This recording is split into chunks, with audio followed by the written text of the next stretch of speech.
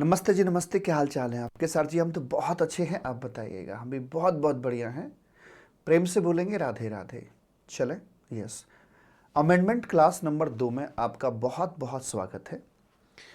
और computation chapter तक की हमारी जो अमेंडमेंट्स थी वो हो चुकी थी। अब बढ़ते हैं आगे की तरफ।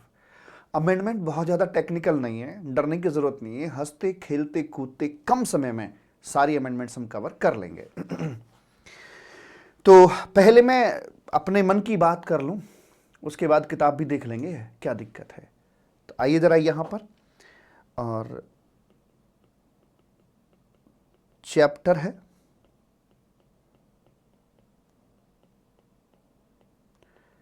रिवर्स चार्ज मैकेनिज्म का। इसके अंदर जो जीटीए वाली सर्विसेज है उसमें चेंज आया है, गुड्स ट्रांसपोर्ट एजेंसी में।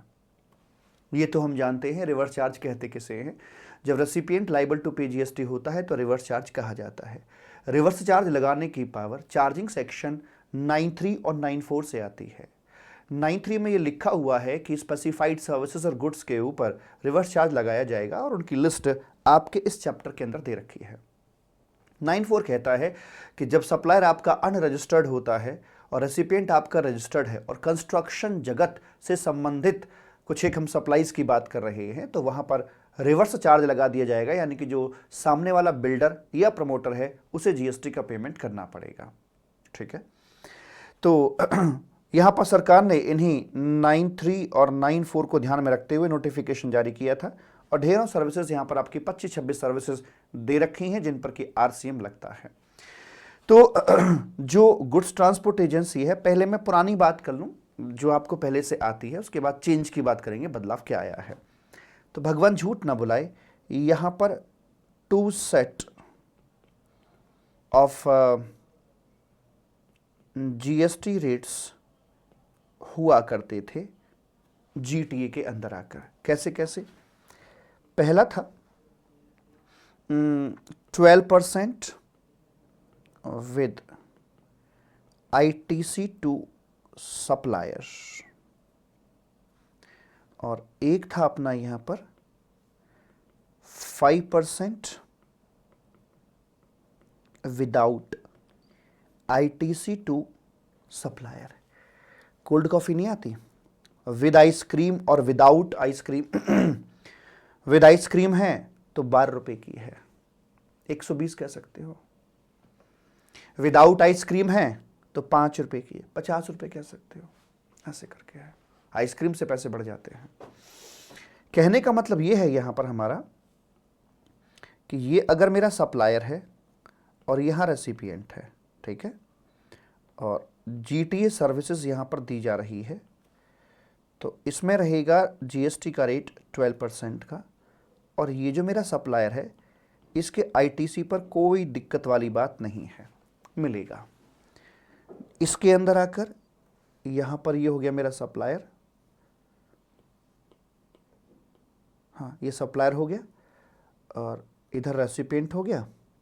तो जो रेट है अब यहां पर वो 12% ना होकर ये 5% हो जाता है, और जो आईटीसी है ये वाला, इसको डिनाई कर दिया जाता है। बात भी ठीक है, आप बात को ऐसे भी समझ सकते हैं। आज हमारे लिए सरकार ने क्या स्ट्रक्चर बना रखा है। सरकार हमसे बोलती है कि भाई काम करो, अपने कमर्शियल कोचिंग ट्रेनिंग के ऊपर आपको 18% का जीएसटी भरना होता है, सरकार हमसे ऐसा बोलती है, और हमें पूरा का पूरा आईटीसी अलाउ किया जाता है। कल को अगर गवर्नमेंट हम टीचर लोगों को ये ऑप्शन देती है कि भाई काम करो 12% का जीएसटी भर दो, लेकिन आपको हम आईटीसी यहां पर नहीं देंगे, तो क्या मुझे ये ऑप्शन चूज करना चाहिए या नहीं करना चाहिए? तो मुझे कैलकुलेशन करनी पड़ेगी। ब्लंटली मुझे आंसर नहीं करना चाहिए कि कौन सा फायदेमंद है। मैं देखूंगा कि 18% से ग्रॉस जीएसटी कैलकुलेट करने पर, और जो भी मेरा आईटीसी बनता है, चाहे वो कोरियर का है, किताबों का है, वगैरह वगैरह है, तो वो सारा एडजस्ट करने के बाद मेरा नेट क्या पे करना पड़ रहा है। दूसरा, अगर मैं यहां पर आता हूं तो मेरा आईटीसी तो बिल्कुल नहीं मिलेगा, तो जो 12% ग्रॉस है वही नेट बनेगा, तो मुझे ये कितना भरना पड़ रहा है। तो जहां पर मुझे फायदा दिख रहा होगा मैं वो वाला ऑप्शन चूज कर लूंगा। हालांकि ये कमर्शियल कोचिंग में नहीं दिया है सरकार ने, इलस्ट्रेशन के तौर पे बात को समझाने के लिए बताया है। ऐसा ऑप्शन आपका जीटीए के अंदर अवेलेबल होता है। मन में एक सवाल आता है, sir what about the ITC to the recipient. देखिए बच्चा यहां पर परेशान हो जाता है, ये जो हमारा रेसिपिएंट है इसके आईटीसी को लेकर कोई भी किसी प्रकार की प्रॉब्लम नहीं है, इसको तो ऑलवेज ऑलवेज आईटीसी मिलेगा। अगर ये कैपेबल आदमी है, रजिस्टर्ड आदमी है, तो दिक्कत वाली बात नहीं है। इस केस में या इस केस में कोई सा भी मॉडल ऑप्ट कर लीजिए, इस पर कोई प्रतिबंध नहीं है। प्रतिबंध है अगर तो वो सप्लायर के लिए यहां पे रखवाया गया है। अच्छा जी, एक और बात समझना जरा इसके अंदर आकर।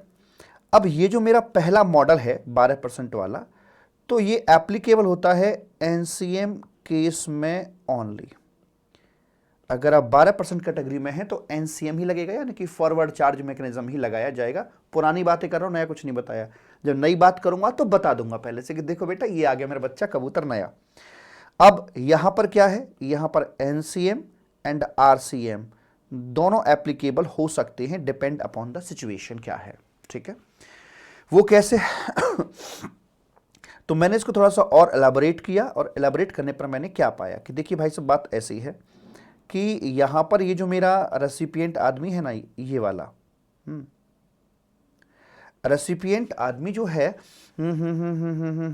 अगर ये मेरा ऑर्गेनाइज्ड सेक्टर से ताल्लुकात रखता है, ऑर्गेनाइज्ड सेक्टर से बिलोंग करता है, जैसे कि कंपनी है, फर्म है ना, पार्टनरशिप फर्म, चाहे एक जीएसटी होल्डर है, कैसे भी है, कुछ भी है, एटसेट्रा, मौजूदा व्यक्ति है, ऐसे करके है। अगर इस तरह से ये है तो फिर ठीक है, यहां पर आकर रिवर्स चार्ज मैकेनिज्म लगा दिया जाएगा, क्योंकि आरसीएम लगाते समय सरकार ये जरूर देखती है कि मांगो उसी से जो दे दे खुशी से। ये कंपनी, ये वो बड़े बड़े लोग हैं तो आराम से आरसीएम के अंदर जीएसटी भर सकते हैं, तो सरकार ने यहां पर पकड़ लिया है। लेकिन अगर ऐसा हो तो कि अगर मेरा रेसिपिएंट अदरवाइज है, यानी कि उपरोक्त वाली कैटेगरी में नहीं फॉल कर रहा है, तो हम क्या करेंगे, तो वैसे में यहां पर एनसीएम ही लगा दिया जाता है। प्रेम से बोलेंगे राधे राधे, यानी कि सप्लायर ही जीएसटी का पेमेंट करके चलेगा। रेट मॉडल वही रहेगा जो मैंने आपको यहां पर बता रखा है। Is it okay? यस। एक और बात इसके अंदर कि जहां पर लीगली आरसीएम एप्लीकेबल हो गया है, मतलब कि गवर्नमेंट ने रेसिपिएंट की तरफ फिंगर कर दी कि तू जीएसटी का पेमेंट करेगा, रेसिपिएंट तू करेगा।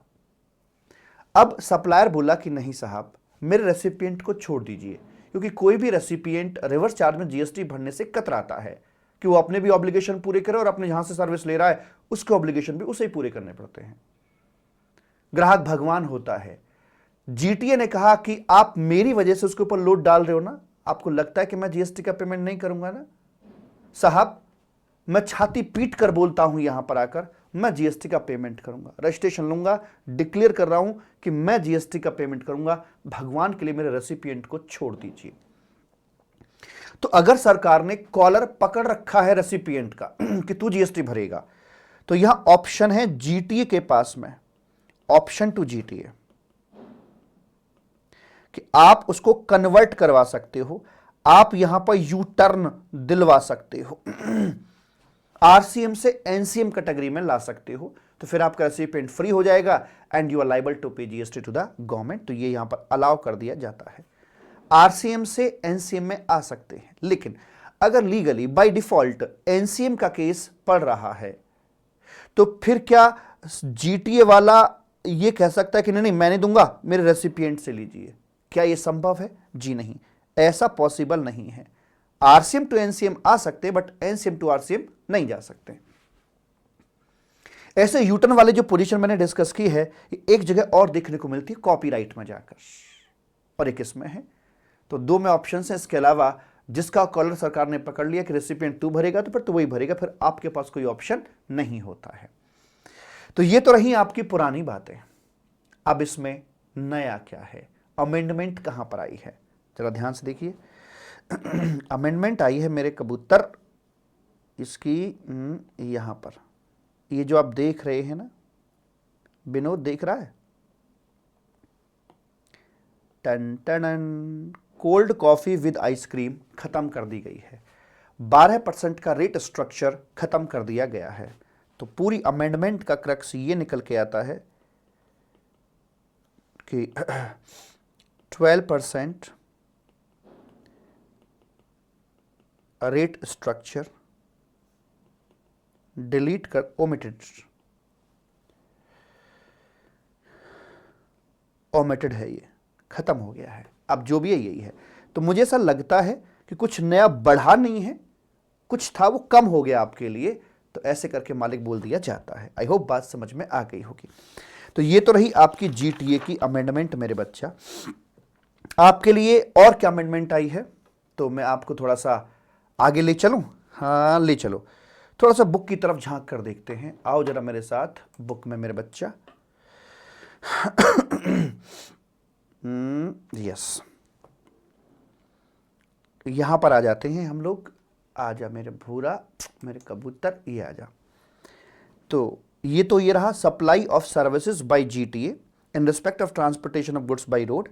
जीएसटी का रेट 5% है and no ITC to supplier. Supplier को आईटीसी अवेलेबल नहीं कराया जाएगा। एनसीएम लग रहा हो या आरसीएम लग रहा हो, कोई फर्क नहीं पड़ता है। ये लिस्ट आपकी ज्यों की त्यों है कि भाई रेसिपिएंट आपका ये है तो आरसीएम लगा दिया जाता है। ये भी आपका सेम पॉइंट है, कोई बदलाव नहीं किसी भी तरीके से।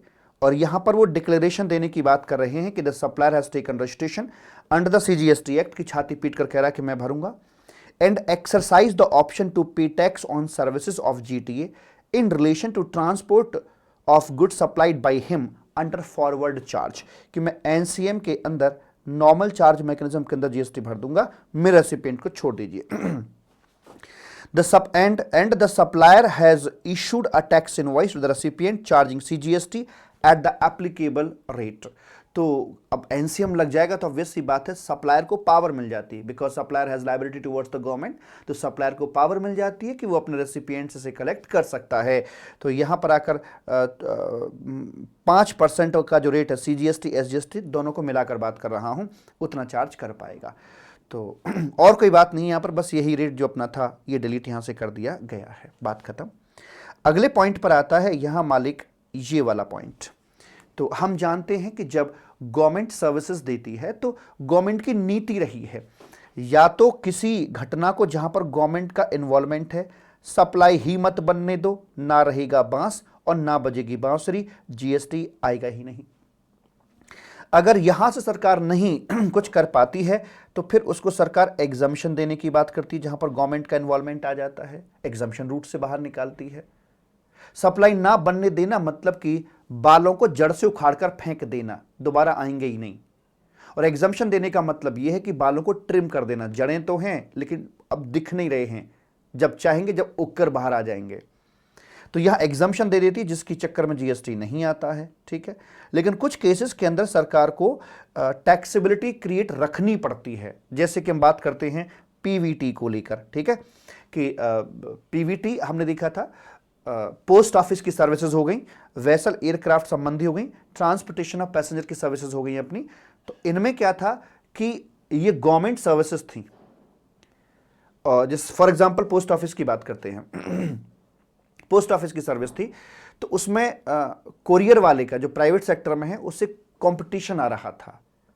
तो कुरियर वालों ने कहा था कि या तो हमारे ऊपर भी जीएसटी हटा दो हमारे ऊपर से, या अपने ऊपर भी लगा लो। तो गवर्नमेंट ने कहा लक्ष्मी आने की बात करो, जाने की नहीं, हम अपने ऊपर भी जीएसटी लगा लेंगे लेकिन तुमसे नहीं छोड़ेंगे। तो गवर्नमेंट ने खुद के ऊपर भी यहाँ जीएसटी लगवा दिया, अपने डिपार्टमेंट्स के ऊपर।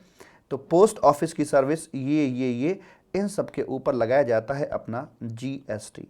लेकिन नॉर्मली हम देखते हैं कि गवर्नमेंट जब इन्वॉल्वमेंट ऐसा आता है, गवर्नमेंट सर्विस को टैक्सेबल करना पड़ता है, तो वो आरसीएम की तरफ भागती है। लेकिन आरसीएम की भी अपनी एक मजबूरी होती है। आरसीएम वहीं लगाया जा सकता है जहां खुशी खुशी पैसा मिल जाए, मांगो उसी से जो दे दे खुशी से। लेकिन यहां पर आरसीएम नहीं लगाया जा सकता। पोस्ट ऑफिस में आप जाते हैं स्पीड पोस्ट कराने के लिए, जीएसटी लगेगा, रेसिपिएंट आप हैं, तो क्या गवर्नमेंट आपसे जीएसटी रिकवर कर सकती है? इम्प्रैक्टिकल। तो यहां पर एनसीएम ही लगाया जाता है, और कुछ चुनिंदा चीजों में एनसीएम लगेगा और अदरवाइज चीजों के अंदर आपका आरसीएम लगा दिया जाता है। तो ये क्या अमेंडमेंट है? ये अमेंडमेंट कुछ नहीं है यहां पर, ये कॉरस्पॉन्डिंग इफेक्ट है। जब एग्जामिशन चैप्टर हम पढ़ रहे थे तो वहां पर हमने देखा था कि पोस्ट ऑफिस की पहले 4 तरह की सर्विसेज टैक्सेबल हुआ करती थी। अब उन्होंने कहा कि नहीं भैया, ये तो चीटिंग कर रहे हो, अपनी 4 तरह की सर्विस को टैक्सेबल करके बाकी को एग्जाम्प्ट रख रहे हो, कुरियर वाले से ये ऐसे नहीं होता। तो गवर्नमेंट ने कहा कि काम कर, पोस्ट ऑफिस की सारी सर्विस टैक्सेबल कर दी to provide equal field, exactly the equal field to the courier वाले। की कॉमन कंपटीशन है, प्राइवेट सेक्टर हो या गवर्नमेंट सेक्टर हो, सब बराबर खेलेंगे यहां पर आकर। लेकिन एक को बचा लिया कि सारे लड़कों की कर दो शादी, बस एक को बचा के रखना। एक को बचा लिया, क्या? वो अंतर्देशीय इनलैंड लेटर और वो पोस्ट कार्ड वगैरह, तो वो उनका भी वजन 10 ग्राम से कम आ रहा हो तो उनको तो बचा लिया है, उनकी वो तो एग्जेम्प्टेड हैं, वैसे भी बंद हो गए, कौन पूछ रहा है। तो उसके अलावा बाकी सारी की सारी पोस्ट ऑफिस की सर्विसेज टैक्सेबल कर दी गई हैं। तो ये उसी का इंपैक्ट है। तो आज के डेट में क्या लिखा था एग्जामिशन चैप्टर में, हमने पढ़ा था पीछे, service by department of post all are liable to GST. तो पहले जो वर्डिंग्स थी तो वो करस्पॉन्डिंगली यहां भी आ रही थी, तो इन वर्डिंग्स को यहां से काट दिया गया है। तो ये चेंज नहीं है, करस्पॉन्डिंग इफेक्ट है। तो ये पीवीटी वाला मसला हो गया जहां पर कि आपका एनसीएम लगाया जाता है, तो इसमें कोई चेंज प्रैक्टिकली है ही नहीं। This is no change practically, it is corresponding effect. अब यहां पर एक बवाल और क्रिएट किया गया है। आप एक काम करना, ये जो नई एंट्री है इंसर्ट करी गई है, ठीक है, and service by way of renting of residential dwelling, और देने वाला हो एनी पर्सन और लेने वाला हो जीएसटी होल्डर, यानी कि B2B ट्रांजैक्शन आपकी हो रखी है, तो ऐसे में आपका जो जीएसटी वो आरसीए में लगाया जाएगा। ये वाली बात मैंने आपको एग्जाम्पशन चैप्टर में भी बताई थी कि रेजिडेंशियल जो प्रॉपर्टीज होती हैं उनके लिए यही कहा गया था कि भाई अगर B2C है तो एग्जेम्प्ट है, B2B है तो टैक्सेबल है, और वो आरसीएम के अंदर आएगा।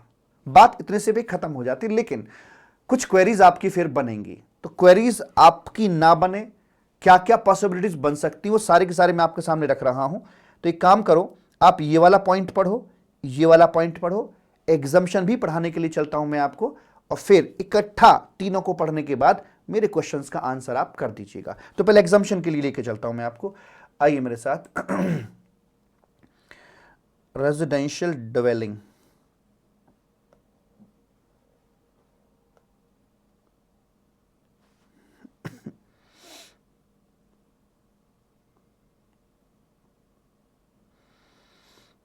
एग्जाम्पशन में हमने जहां पढ़ा था ना, उसे निकालना, कहाँ गया भाई?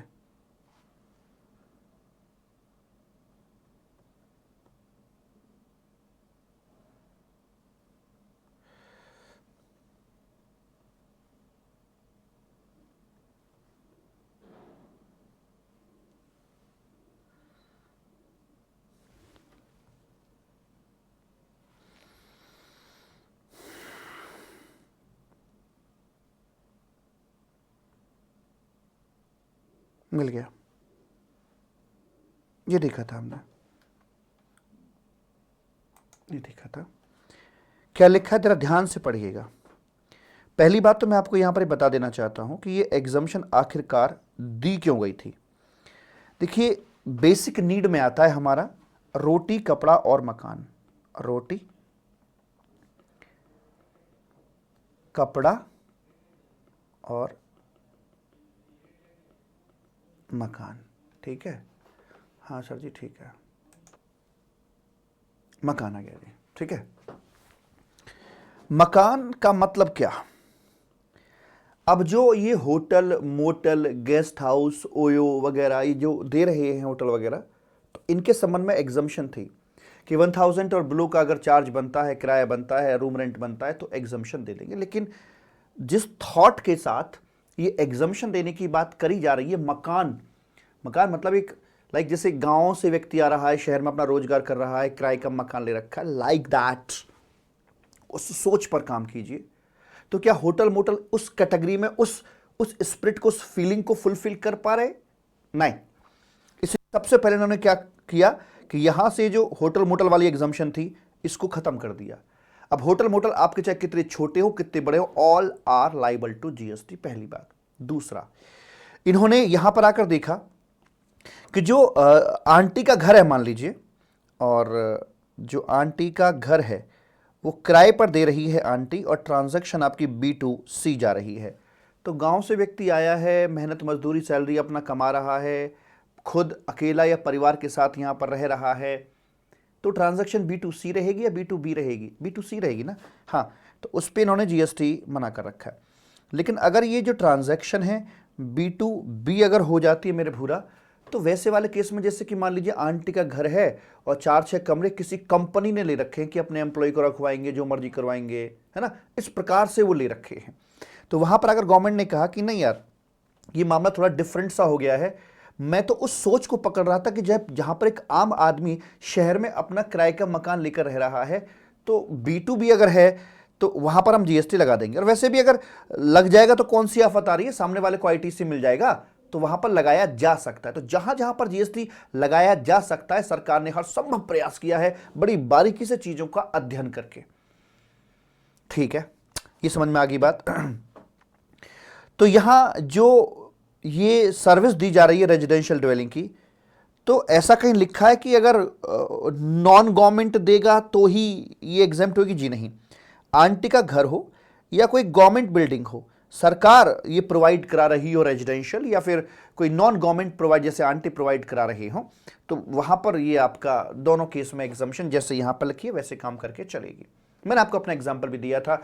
मैं महीने भर पुणे रहा था पढ़ाने के लिए, एंड फिर अब दोबारा जाऊंगा, तो मैंने वहां एक फ्लैट लिया था किराए पर रहने के लिए, एंड तो जो मकान मालकिन थी तो उनको मैंने पेमेंट किया। अगर मैं मेरी इंडिविजुअल कैपेसिटी से सेविंग अकाउंट से पेमेंट करता हूं, मैं आपको बताऊं, मैं इंडिविजुअल कैपेसिटी में GST में रजिस्टर्ड नहीं हूं। मेरी कंपनी रजिस्टर्ड है, मैं सारा कारोबार अपनी कंपनी के थ्रू करता हूं। तो अगर इंडिविजुअल कैपेसिटी से दूंगा तो ये B2C ट्रांजैक्शन बन जाएगी और GST नहीं आएगा। कंपनी से पेमेंट करूंगा तो B2B ट्रांजैक्शन बन जाएगी, and accordingly company liable to pay GST under reverse charge mechanism. However company will be able to get the credit, तो ट्रांजैक्शन न्यूट्रलाइज हो जाएगी, दिक्कत तो नहीं आएगी। और हाँ, कंपनी को खर्चा भी मिल जाएगा इनकम टैक्स पर्पज वगैरह के लिए, है ना। तो कंपनी से कर दो ज्यादा बेटर है। लेकिन कंपनी वहीं चेन बना के चल रही है, सरकार चेन बना के चल रही है कि RC में टैक्स भरना पड़ेगा। हाउएवर मैंने तो प्रैक्टिकली इंडिविजुअल से ही भर दिया था, कंपनी से नहीं भरा। मैं चलो यार कौन चक्कर पड़े, तो वैसे करके, पर भरना चाहिए था कंपनी से ही मुझे। ठीक है जी, ये क्लियर है। अब आओ वापस हमारे साथ साथ वहीं पर जहां पर हम थे।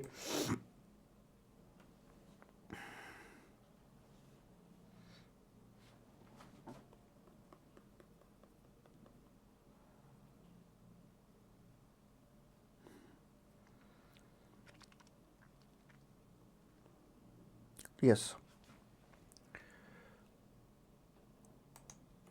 यस सर, आ गए। तो यहां पर जो लिखा है उसे देखते हैं, और पहले इस क्वेश्चन का आंसर कर दो कि एग्जम्पशन मिलेगी या नहीं मिलेगी। रेजिडेंशियल प्रॉपर्टी है, पहले 4 क्वेश्चन रेजिडेंशियल प्रॉपर्टी पर हैं, और देने वाली आंटी है, सप्लायर आंटी। आंटी से मेरा मतलब नॉन गवर्नमेंट से है, ओके। आंटी से मतलब नॉन गवर्नमेंट, गवर्नमेंट तो है ही खैर। तो नॉन गवर्नमेंट ने ये दिया और अनरजिस्टर्ड को दिया है, तो ट्रांजैक्शन हो गई B2 क्या भाई साहब, B2C हो गई है। तो GST आएगा या नहीं आएगा, पहले इतना बता दो, फिर पूछूंगा कि NCM या RCM। सर B2C GST नहीं आएगा। अच्छा जी, आंटी का घर था, रजिस्टर्ड पर्सन किसी कंपनी शंपनी को किराए पर दिया है, ट्रांजैक्शन B2B बन गई है, GST आ जाएगा।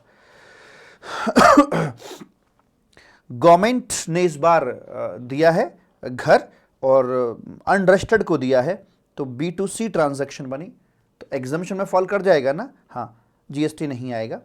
और अगर गवर्नमेंट ने B2B दिया है तो यहां GST अपना आ जाएगा। कॉमर्शियल प्रॉपर्टी है। अब मुझे बताइए, जितनी भी आपने एग्जम्पशंस पढ़ी हैं, कहीं पर भी कॉमर्शियल प्रॉपर्टी के लिए कोई एग्जम्पशन थी? नहीं थी। तो इसमें हर केस के अंदर अपना GST लगना ही लगना है, ऐसे करके मालिक बोल दिया जाता है। अब देखते हैं इसमें रिवर्स चार्ज का सीन क्या रहेगा। तो ऊपर से पढ़ते हैं, पहले वाले इस 5A में कोई अमेंडमेंट नहीं है। Service supplied by the central government, state government, union territory और local authority by way of renting of immovable property आई हाय हाय हाय to a person registered under CGST act 2017। यानी कि B2B ट्रांजैक्शन की जा रही है, रजिस्टर्ड पर्सन को अगर दिया जा रहा है तो वहां पर आकर ये रिवर्स चार्ज लगा दिया जाएगा अगर ये B2B हुआ तो। अच्छा, दूसरी में क्या है, यहां पर स्पेसिफिकली बोला गया है रेजिडेंशियल ड्वेलिंग अगर दी जा रही है, रेजिडेंशियल ड्वेलिंग, ड्वेलिंग मतलब the property which is intended for long term usage as residence, तो रेजिडेंशियल ड्वेलिंग है और वो B2B में दिया जा रहा है तो भी अपना RCM ही लगाया जाएगा। पहले वाले केस में बताइए मेरे भूरा क्या लगेगा, NCM लगेगा, RCM लगेगा? एस तैसी लगेगी सर, यहां तो एप्लीकेबल ही नहीं है क्योंकि GST होगा तो बात करूंगा ना। अगर आपको बेंगलोर से दिल्ली आना है, हाँ आना है, तो क्वेश्चन आएगा ना कि बस से आओगे, ट्रेन से आओगे, जहाज से आओगे, पर आना ही नहीं है और मैं पूछूं बताओ कैसे आओगे, अरे मुझे आना ही नहीं भाई, तो GST लगना ही नहीं है, तो आगे NCM RCM की बात नहीं होगी। दूसरा, हाँ यहां GST लग रहा है तो B2B ट्रांजैक्शन है और आंटी ने यहां पर किया है और रेजिडेंशियल प्रॉपर्टी है, रेजिडेंशियल है, रेजिडेंशियल हो, B2B हो, देने वाला कोई भी हो, लेने वाला रजिस्टर्ड हो, चारों बातें अगर पूरी हो रही हैं कि नहीं चेक करते हैं। यस, रेजिडेंशियल प्रॉपर्टी है, देने वाला नॉन गवर्नमेंट कोई भी हो, फर्क नहीं पड़ता मुझे, B2B ट्रांजैक्शन यहां पर हो रही है, सामने वाला रजिस्टर्ड है, ऐसे करके सारी बात पूरी हुई, यहां पर अपना RCM लगा दिया जाएगा, recipient liable to pay GST। अगले वाले केस में रेजिडेंशियल प्रॉपर्टी है तो यहां तो GST था ही नहीं तो फिर NCM RCM की बात ही नहीं होगी। उसके बाद में गवर्नमेंट है और रजिस्टर्ड को यहां पर ये दिया जा रहा है। ये जो एनी पर्सन वर्ड है, what do mean by any person? Sir any person का मतलब any means any, pink movie देखिए वहां पर नो मीन्स सिर्फ नो, यहां पर एनी मीन्स एनी, ये गवर्नमेंट हो या फिर नॉन गवर्नमेंट हो कोई फर्क नहीं पड़ता है जी। तो B2B है, चेक कर लीजिए, रेजिडेंशियल है, रजिस्टर्ड है सामने वाली party, B2B okay, all conditions are satisfied, RCM इसमें अप्लाई करा दिया जाएगा।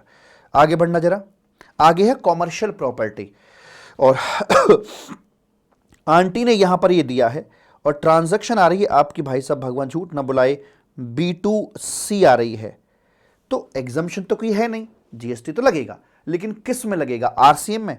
चेक करना क्या ये केस आपकी इनमें से किसी भी एंट्री में फॉल करता है कि नहीं करता। ऊपर वाली एंट्री के अंदर सप्लायर आपका गवर्नमेंट और निचले वाली के अंदर नॉन गवर्नमेंट है, तो ऊपर वाली 5 एक तो भूल ही जाओ क्योंकि आंटी सप्लायर है।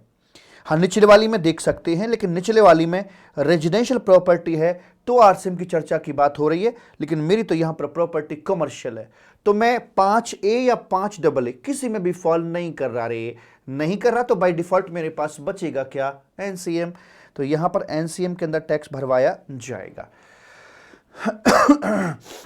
उसके बाद में कमर्शियल प्रॉपर्टी आंटी है और रजिस्टर्ड है तो GST तो लगेगा, लेकिन चेक करके बता दो भाई साहब कि क्या ये 5A या 5AA में कहीं भी फॉल कर रहा है या नहीं कर रहा है। सर कमर्शियल है तो ये तो रेजिडेंशियल के लिए है और आंटी ऊपर वाले केस में आएगी नहीं, NCM ही लगाया जाएगा। अगले वाले में आ जाओ, गवर्नमेंट है और B2C ट्रांजैक्शन है, तो आप देख लीजिए RCM लगने के लिए भाई ट्रांजैक्शन B2B होना बहुत जरूरी है, ये कंडीशन ये भी है, चाहे ऊपर वाला हो चाहे नीचे वाला हो, but this transaction is B2C, तो यहां पर आपका RCM नहीं लग सकता, बाय डिफॉल्ट फिर आपका NCM ही लगाया जाएगा। तो RCM की दी हुई कंडीशंस को पूरा करोगे तभी तो RCM में आओगे ना यार। ठीक है जी, कमर्शियल बिल्डिंग है, गवर्नमेंट यहां पर देने वाली है और B2B ट्रांजैक्शन हो रही है, तो बताइए क्या करोगे? तो मैं 5AA में तो फॉल नहीं करा सकता क्योंकि यहां पर तो रेजिडेंशियल प्रॉपर्टी की बात कर रहे हैं, 5A में आ सकती है क्या? तो 5A में रेंटिंग ऑफ इमल प्रॉपर्टी की बात कर रहे हैं, B2B है, देने वाली गवर्नमेंट है, हाँ यहां पर सारी बातें पूरी हो रही हैं, तो इस केस के अंदर आकर आपका रिवर्स चार्ज मैकेनिज्म लगवा दिया जाएगा। ऐसे करके मेरे भूरा यहां पर आकर बातें हो जाती हैं और प्रेम से बोलेंगे राधे राधे। आई होप ये बात आपको अच्छे से समझ में आ गई होगी। हाँ बोलो हाँ। तो इसमें हमने क्या सीखा रे, क्या क्या बातें हुई? नंबर 1 पर हमारी बातें GT के केस में 12% वाला कंसेप्ट खत्म, बाकी सब सेम है। एंड नटशेल क्रक्स में पोस्ट ऑफिस वाली जो एंट्री थी उसमें करस्पॉन्डिंग इंपैक्ट है वो चेंज था ही नहीं, और ये था अपना रेजिडेंशियल कमर्शियल प्रॉपर्टी की रेंटिंग आउट करने पर क्या होगा। जो की पॉइंट है वो ये कि रेजिडेंशियल प्रॉपर्टी है, B2B ट्रांजैक्शन हो रही है, जीएसटी लगेगा, एग्जम्पशन में पढ़ा था, आरसी में लगेगा, वो यहां पढ़ा है। This is the crux of the amendment, correct, yes. आगे बढ़ें, हाँ चलो। तो अगला चैप्टर आ रहा है आपके सामने, मेहरबान, कदरदान और साहिबान इनवॉइस का। तो मैं आपको लिए चलता हूं कहां पर रे, यहां आ जा नोटिंग में। नोटिंग में लिख दूं उसको मैं, क्या नाम है जो दूसरी अमेंडमेंट थी कि रेजिडेंशियल प्रॉपर्टी है एंड B2B है, तो RCM में GST भरना पड़ेगा। ठीक, ये हो गया जी। अगला चैप्टर आता है इनवॉइस का, पढ़ेंगे बाद में, लिखेंगे पहले, पहले मन की भड़ास निकाल लें। डायरेक्ट जाके देख लिए क्या लिखा हुआ तो फिर दिमाग वहीं पर फोकस बना के बैठ जाता है कि अब मुझे आगे सीखना ही नहीं है, मेरा काम हो गया है, जी नहीं। तो इनवॉइस चैप्टर के अंदर एक आता है आपका सेक्शन नंबर 34 करके, क्या करके, 34 करके, जहां पर हम लोग बात करते हैं डेबिट और क्रेडिट नोट की। Debit note, credit note. Debit note, credit note क्या क्या कैसे कैसे काम करते हैं, देखिए यहां पर ये आपका सप्लायर होता है, इधर आपका ये रेसिपिएंट होता है, यहाँ से यहाँ के लिए मेरे भूरा सप्लाई कर दी जाती है, और सप्लाई के लिए यहाँ पर एक मेन इनवॉइस काट कर रख दिया जाता है कि या लीजिए, जहाँ पर एक वैल्यू आ जाती है और इसमें अपना GST भी लगवा दिया जाता है। लेकिन वक्त को कुछ और ही मंजूर था। आगे चल के क्या होता है, पता लगा, जंगल जंगल बात चली है, पता चला है, क्या पता चला है कि लेटर ऑन ऐसा हुआ कि हमें मेन इनवॉइस की वैल्यू को नीड टू इंक्रीज, वो अंडर वैल्यू का कट गया था, वैल्यू को थोड़ा सा बढ़ाना है रे, प्लस प्लस करना है, मोटे होने की दवा पिलानी है। जब अंडर वैल्यू का हो गया था तो कोई बात नहीं, हम इसके लिए एक सप्लीमेंट्री इनवॉइस यहां पर रेज कर देते हैं, और सप्लीमेंट्री इनवॉइस को ही बोल दिया जाता है डेबिट नोट, ऐसे करके। ठीक है जी, हाँ जी। तो जितनी भी हमारी वैल्यू बनती है वैल्यूज में आ जाती है, और इसमें अपना जो GST बनता है वो यहाँ पर आ जाता है। तो हमें एक बात बताइए कि यहाँ पर ये जो अपना डेबिट नोट इश्यू किया जाता है, सरकार के एंगल से देखा जाए तो सरकार का ये कमाऊ बच्चा है या खर्चीला है। देखिए इसमें पॉजिटिविटी का गुण होता है, जहां जाते हैं पॉजिटिविटी फैलाते हैं। यहां इनवॉइस की वैल्यू बढ़ा दी, वहां सरकार की लायबिलिटी बढ़ा देगा, वहां रेसिपिएंट का ITC बढ़ा देगा, जहां जाएंगे पॉजिटिविटी ही फैलाएंगे। तो इसमें ये गवर्नमेंट के रेवेन्यू को इंक्रीज करता है, बढ़ाता है, सरकार खुश रहती है इससे। ठीक है, और जब खुश रहती तो एक बात बताइए कि इसके लिए क्या कोई सरकार ने लास्ट डेट रखी होगी टू फाइल, कि भाई इस डेट तक आप इसे फाइल कर देना, बता देना हमें? द आंसर इज नो, क्योंकि यहां सरकार को रेवेन्यू मिलने वाला है। तो 10 साल बाद भी तुम्हें पता लगे कि अंडर वैल्यूएशन हो गया था तो आ जाना, कोई दिक्कत वाली बात नहीं है, हवेली पे चले आना पैसे देने के लिए। तो लास्ट डेट की जब हम बात कर रहे हैं मालिक यहां पर आकर, तो वो यहां पर कुछ भी नहीं है। दूसरा, अब हम बात करते हैं यहां पर आकर आपसे क्रेडिट नोट को लेकर। अब यहां पर सारी चीजें लगभग वैसी ही होती हैं। अब देखो कहां कहां पर क्या क्या फर्क आ जाएगा। मैंने ये सारा डेटा मारा ऐसे कॉपी और यहां कर दिया पेस्ट, देखा मेरा कमाल? हाँ सर देखा, बोल दिया करो देखा, मुझे अच्छा लगता है, क्योंकि जीवन में मौज करना बहुत जरूरी है। मौज ऐसे नहीं कि बस काम छोड़कर मौज में लग गए, काम करते करते मौज लेनी है, काम करते करते मौज लेनी है। और मौज 3 तरह के लोग ले सकते हैं, साधु, पागल और बच्चा। तो साधु तो हम नहीं बन सकते कि हिमालय पर्वत पे चले जाएं, है ना, मोह माया में फंसे हुए, मैं अपनी भी बात कर रहा हूं, मोह माया में फंसे हुए हैं, लिप्त हैं पूरी तरह से, जकड़े हुए हैं। अब बची 2 ऑप्शंस, पागल या बच्चा, यही मजे कर सकते हैं बस। दोनों का ब्लेंड हो जाए तो और अच्छा है। तो जीवन में मजे करो और अपने काम को शिद्दत से करो, भगवान वहीं मिलते हैं जब आप अपने किसी काम को उच्चतम कोटि का करते हो, शानदार तरीके से करते हो, श्रेष्ठ तरीके से करते हो, उसके चरम तक उसे लेकर जाते हो, वही भगवान है। तो आप भगवान से रोज मिला करो, रोज मिला करो।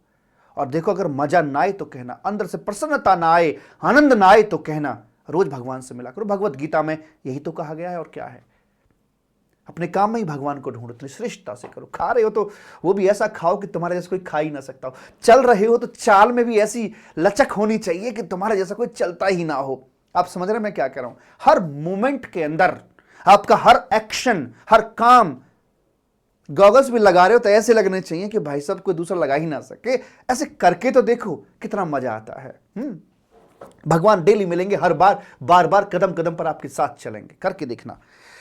तो तो यहां पर मेन इनवॉइस कट जाता है, लेकिन अंतर ये आएगा कि कभी कभी हमें उसकी वैल्यू को फिर दरअसल घटाना पड़ जाता है। Need to decrease the value, need to value को डिक्रीज करना होता है। तो इसमें माइनस का कैरेक्टरिस्टिक होता है, जहां जाते हैं नेगेटिविटी ही ये फैलाते हैं, ऐसा इनका सीन है दरअसल। हाँ, यह बात डिक्रीज करेगा।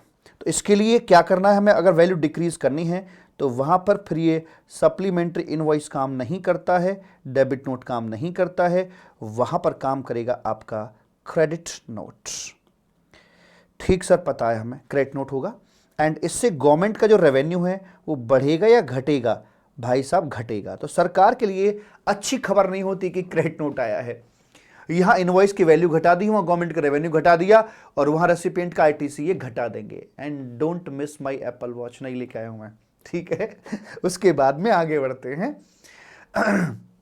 लास्ट डेट, यहां कितनी बार हाथ उतारो, कोई नोटिस ही नहीं कर रहा है, मैं बार बार इसे दिखा रहा हूं। लास्ट डेट क्या होगी फाइल करने के लिए? क्या सरकार इसकी लास्ट डेट की रखेगी, नहीं रखेगी? क्योंकि सरकार के लिए दुश्मन है क्रेडिट नोट।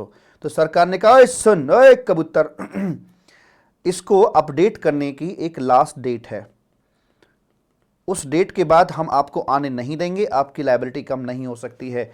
लास्ट डेट क्या बता रखी थी वो बताइए जरा, पुरानी बताओ, वही जो थी 20th October of next financial year. और क्या था रे? और actual date of annual return filing. Return filing की जो एक्चुअल डेट है उसकी यहां पर बात हम कर रहे हैं। तो ये सारी कथा मैंने आपको अब तक पुरानी अच्छा, विच एवर इज अर्लियर, जो दोनों में पहले हो वही बनती है लास्ट डेट। सर ये सब तो आपको आता था ना पहले से, चेंज कहां है सर? चेंज कहां? खोदा पहाड़ निकली चुईया। ये लिमिट चेंज हो गई है, 20 अक्टूबर की बजाय ये हो गया है 30th November of next financial year. एक काम करूं ना, इतना ही तो काटूं बस, इतना पोर्शन चेंज हो गया है। 20 अक्टूबर की बजाय ये हो गया है 30th नवंबर, और आगे सेम है ऑफ नेक्स्ट फाइनेंशियल ईयर, ऐसे करके। और आपने देखा होगा कई जगहों पर, चाहे वो आईटीसी को बुक करने की डेट हो, या जहां जहां पर ये 20 अक्टूबर वाली डेट इस्तेमाल की गई थी, वहां हर जगह पर सरकार ने इसे 30th नवंबर कर दिया है। प्रेम से बोलेंगे राधे राधे, ऐसे करके मेरे बच्चा बात कर दी गई है। तो ये थी आपके इनवॉइस चैप्टर की पहली अमेंडमेंट। अच्छा जी, उसके बाद अगली अमेंडमेंट पे आ जाओ। मैंने चैप्टर का नाम डाला नहीं डाला? हाँ डाल दिया, इनवॉइस चैप्टर। ओके साहब, आगे क्या है? आप नाम तो जानते होंगे अपने ई इनवॉइस का। हाँ सर जानते हैं। ओ यस, ई इनवॉइस कब कब, कैसे कैसे, किस किस को देना होता है, क्या आपको इसके बारे में कुछ आइडिया है? हाँ है ना सर जी। तो ये एप्लीकेबल किन किन लोगों के ऊपर होता है? एप्लीकेबल और इनएप्लीकेबल। सर ये उनके ऊपर एप्लीकेबल होता है जिनका जो एग्रीगेट टर्नओवर होता है वो क्रॉस कर गया हो। शुरुआत लिमिट थी इसकी 500 करोड़ की, क्रॉस कर गया हो।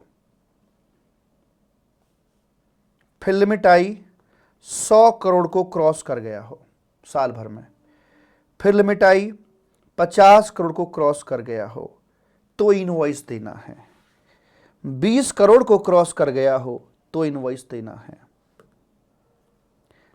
10 करोड़ को क्रॉस कर गया हो तो इनवॉइस देना है।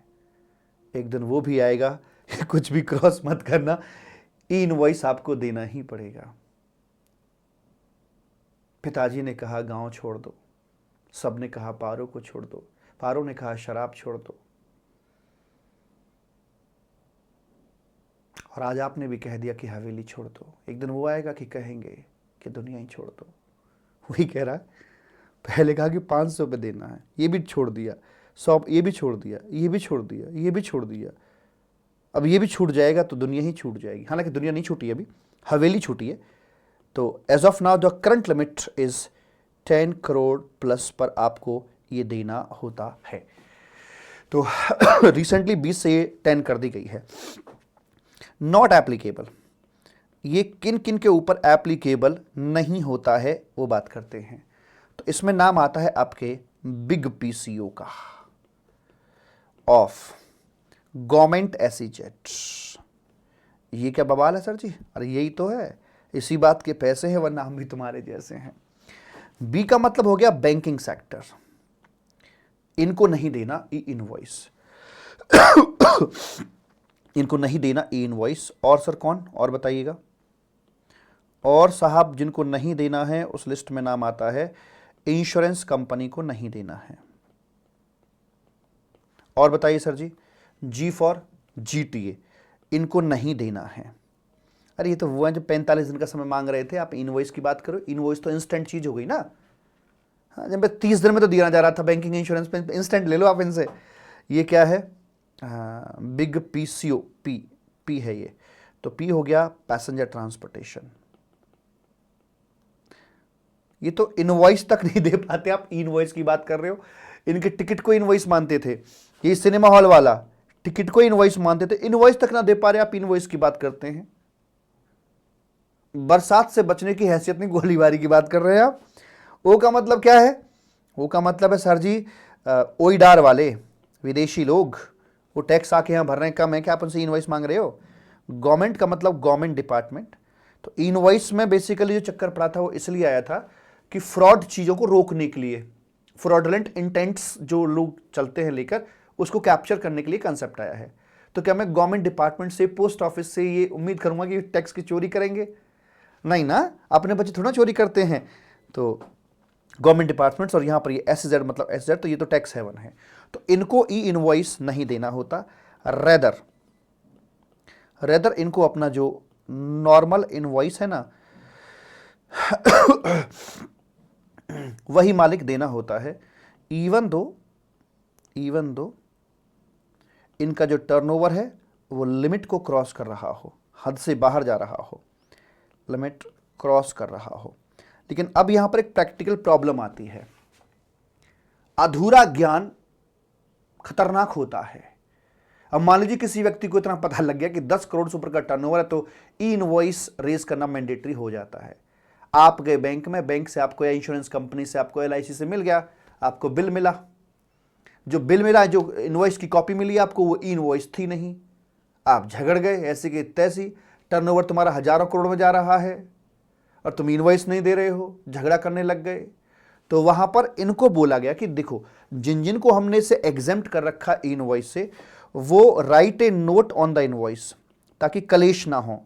Right a note on invoice, क्या लिख देना है कि हमने कुछ नहीं देखा है, हम ई इनवॉइस से एग्जेम्प्ट हैं, सरकारी नियमों के मुताबिक हम ई इनवॉइस से एग्जेम्प्ट हैं। एक बड़ा सा नोट वहां पर आप दे दीजिएगा। सर अमेंडमेंट क्या है इसमें? यही तो है यही तो अमेंडमेंट है, खत्म। ये क्या बात, ये होता है बातों ही बातों में चीज़ों को लपेट देना। तो बाकी सारी चीज़ें पुरानी हैं। तो एक तो ये 10 करोड़ हो गई लिमिट, और दूसरा ये कि आपको एक नोट देना जिनको एग्जेम्प्ट किया हुआ है। ऐसे करके मेरे बच्चा यहाँ पर बात हो जाती है। प्रेम से बोलेंगे राधे राधे। आजा, मैं तुझे लिए चलता हूँ इसके टेक्स्ट पर। देखो सबसे पहले आपके सामने ये आई गवाह कि जो क्रेडिट नोट को लेकर लिमिट थी वो 20 अक्टूबर यहां से काटकर 30th November of next financial year और the actual date of filing of the annual return whichever is earlier वो है, तो यहां ये 20 अक्टूबर से 30th नवंबर हो गई है। ये आपकी जो लिमिट थी ये 10 करोड़ प्लस हो गई है, पहले 20 हुआ करती थी। एंड ये यहां पर है बिग पीसीओ के लिए note for big PCO of sorry government SEZ. क्या बोलते थे, सब्जेक्ट टू रूल नंबर 54, उसको ध्यान में रखते हुए हम ये कह रहे हैं आपको इनवॉइस में क्या बताना है, डिक्लेरेशन देनी है that invoice is not required to be issued in the manner specified under rule number 48.4 में जिक्र होता है ई इनवॉइस का, कि आपको डिक्लेरेशन देने की ई इनवॉइस हमें देने की जरूरत नहीं है। In all cases where an invoice is issued other than in the manner so specified under rule number 48 by the taxpayer having turnover in the preceding financial year 17-18 or onwards more than so and so, यानी कि जो big PCO वाले हैं उनका turnover भले ही ज्यादा हो उनको इनवॉइस नहीं देना होता, इस बात की डिक्लेरेशन देनी होगी कुछ ऐसे करके। I we hereby declare, ये नोट आएगा, ये आएगा नोट इनवॉइस के अंदर कि भाई I hereby declare that दो माना कि our aggregate turnover in any preceding financial year from 17-18 onwards is more than the aggregate turnover notified under, जो करंट लिमिट है वो 10 करोड़ है, 10 करोड़ प्लस है, तो we are not required to prepare an invoice in terms of the provision of the, तो हमें यहां पर ई इनवॉइस देने की जरूरत नहीं है, ऐसी एक डिक्लेरेशन इनवॉइस में दे देना ताकि कलेशबाजी ना हो उन लोगों के साथ जो अधूरी नॉलेज रख के चलते हैं। आई होप बात समझ में आ गई होगी। तो ये थी आपकी इनवॉइस चैप्टर की अमेंडमेंट मेरे भूरा, और अब बढ़ते हैं हम आगे की तरफ, चलें चलिए जी। अगला चैप्टर आ रहा है आपके सामने, बहुत ही इंपॉर्टेंट सा,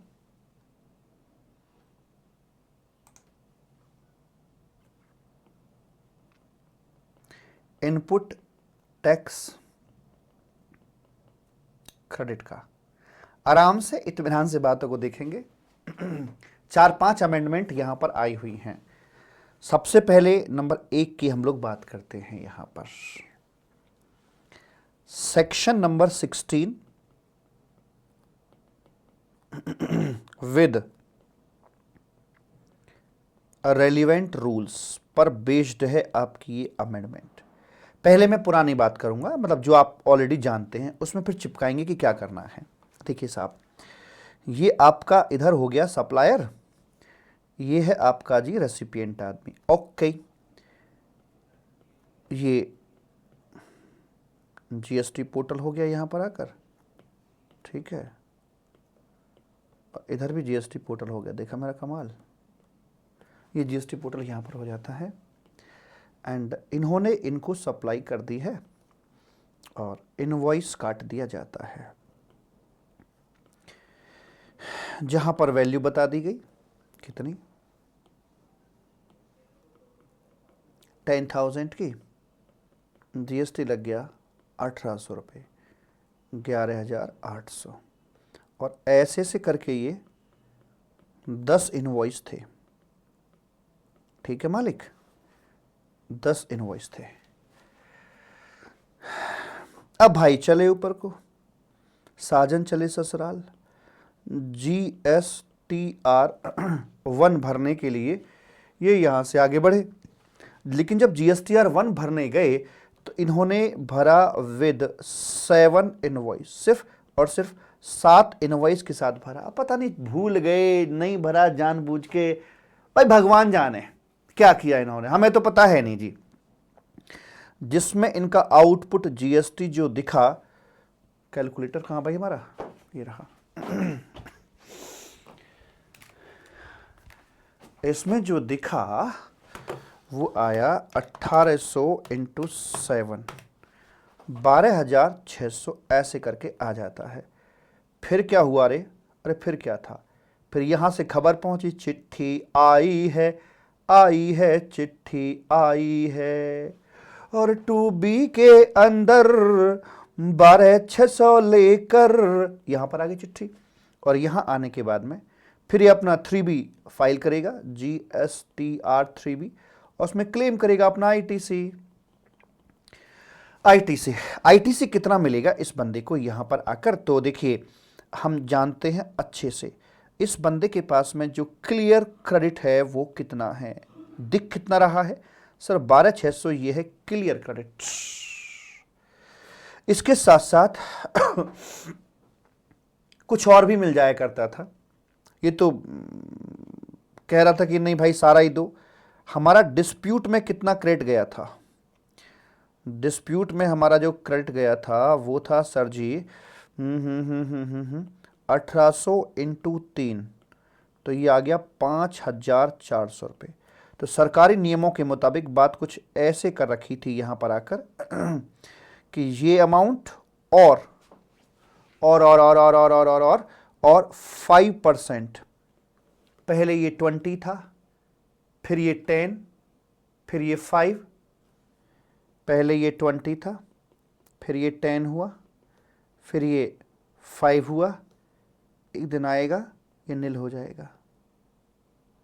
बाबूजी ने कहा गांव छोड़ दो, लोगों ने कहा पारो को छोड़ दो, पारो ने कहा शराब छोड़ दो, आज आपने कह दिया हवेली छोड़ दो, दिन आएगा कि दुनिया ही छोड़ दो। तो इसकी दुनिया छूट चुकी है, मैं आपको पहले ही बता दूं एडवांस में। तो हम ये इसमें किया करते थे 5% ऑफ क्लियर क्रेडिट, ऐसी बात करी जाती थी। और इसके लिए तो 12,600 into 5%, what is this, into 0.05, 630 रुपये ये आ जाया करता था। और कहते थे कि इन दोनों में जो भी कम है उतना तक आपको मिल जाएगा, दक्षिणा में और मिल जाएगा, 630 आपको मिलेगा। इस प्रकार से आपको जो टोटल आईटीसी मिलेगा रे वो आ जाएगा 12,600 प्लस इतना, तो हो गया जी 13,230 13,230 ये मिलेगा। अमेंडमेंट कहाँ पर है? सरकार ने ये जो थी ना 5% जो दिख रहा है ये लॉलीपॉप थी, बच्चा तेजी से रो रहा था, 20% की लॉलीपॉप दे दी, फिर थोड़ा सा खींचा, थोड़ा बच्चा थोड़ा कम हुआ रोना, थोड़ा और कम हुआ, फिर खींचा, खींचते पूरी लॉलीपॉप सरकार ने निकाल के रख ली, पहुंच के रख ली है। कभी भविष्य में रोने लगा तो फिर दे देंगे लॉलीपॉप उसको, ठीक है। तो आज की डेट में इन्होंने चेंज जो किया है वो यही किया है यहाँ पर आकर कि ये जो और मोर का जो चक्कर था ना ये सारा ये ख़त्म कर दिया कि जाओ मौज करो ऐसे की तैसे, ये चक्कर हो गया भाई साहब, यही ख़त्म करो ना पूरा का पूरा। ये जो कैलकुलेशन ये भीख में जो मिल रहा था हमें, सरकार से सोचती थी खत्म।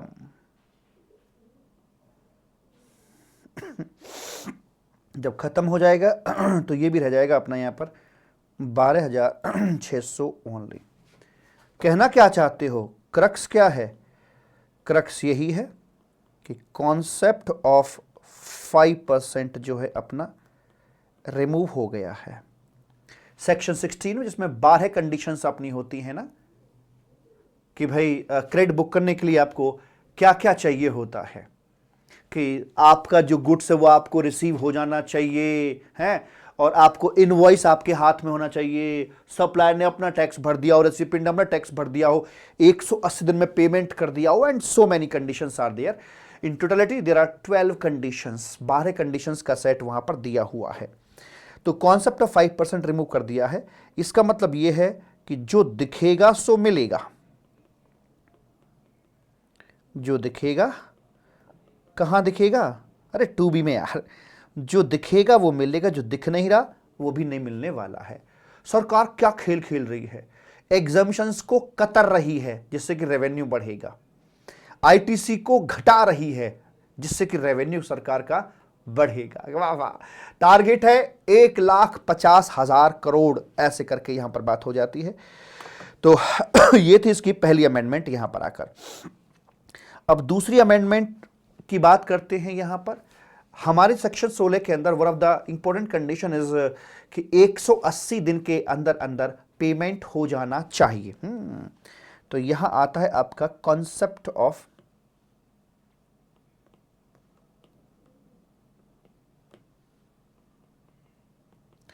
Concept of 180 days. पहले मैं पुरानी बात करता हूं आपसे, आप क्या जानते हैं इसके बारे में? सर जी हम जानते हैं, देखिए यहां पर सप्लायर है, इधर आपका ये रेसिपिएंट आदमी है, ठीक है। इन्होंने इनको सप्लाई कर दी है, बिल आ गया, और इनको इन्हें पेमेंट करना होता है 180 डेज में, बिल पे करना होगा। अच्छा, यहाँ पर ये अपना आईटीसी बुक कर लेते हैं आज मतलब आज ही, इनवॉइस मिलते ही बुक कर लेते हैं, आजा मेरे राजा ऐसे करके, दैट इज इनवॉइस बेस्ड। हो गया बुक, ठीक। लेकिन ध्यान देना कंडीशनल है, 180 डेज के अंदर पेमेंट कर दीजिएगा। अगर पेमेंट हो जाती है 180 दिनों में तो मौजा ही मौजा। What if not paid with in 180 days, अगर 180 दिन में पे नहीं किया तबाही मच जाएगी, तबाही मच जाएगी। तो फुल या प्रपोर्शनेट डिपेंड करेगा कि अगर बिल्कुल पेमेंट नहीं किया तो पूरा रिवर्सल हो जाएगा, पार्ट पेमेंट किया है तो जितना तक नहीं किया है उतना तक प्रपोर्शनेट आपका रिवर्सल करवा दिया जाएगा। तो फुल या प्रपोर्शनेट अमाउंट जो है वो ऐड किया जाएगा आपके आउटपुट लायबिलिटी रजिस्टर के अंदर, और वो भी with interest from the date of invoice. ये आपका वहां पर करवा दिया जाएगा जी।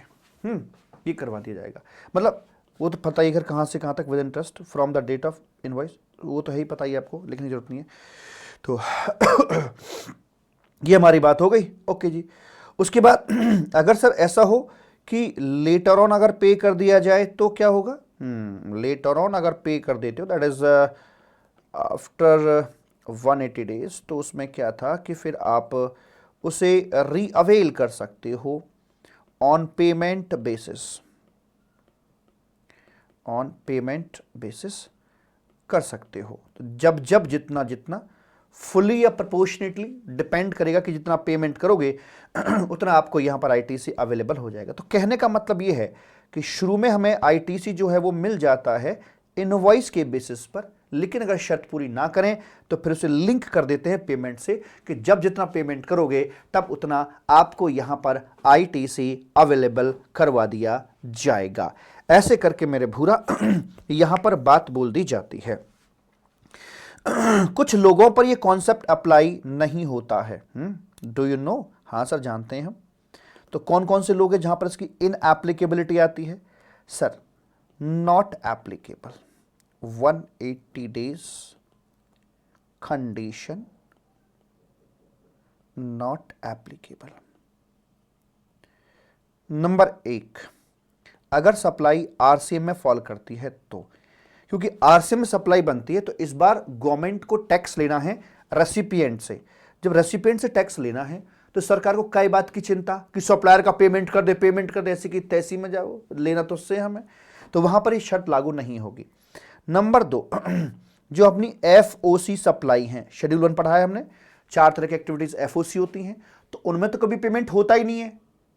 तो होता ही नहीं है तो अगर यहां से एक ठीक से ना करा गया तो पेमेंट कभी होगा ही नहीं, और 181 दिन मिला हुआ क्रेडिट भी रिवर्स हो जाएगा, तो चक्कर गलत पड़ जाएगा वो तो उनको भी यहां से एक्सक्लूड कर दिया जाता है। और किन किन के ऊपर इसकी एप्लीकेबिलिटी नहीं आती?